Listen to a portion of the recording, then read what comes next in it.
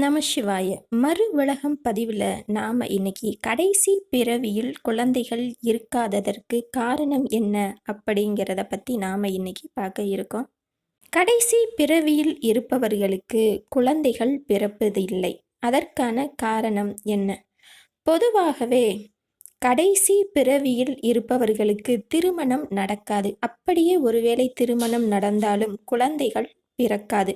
அதற்கான காரணம் பொதுவா பற்று அற்ற மனநிலையில் இருப்பவர்களுக்கு தான் முக்தி கிடைக்கும். எந்த ஒரு மனிதனுமே அவங்களுடைய குழந்தைகள் மேலே தான் அதிக அளவு பற்று வச்சிருப்பாங்க.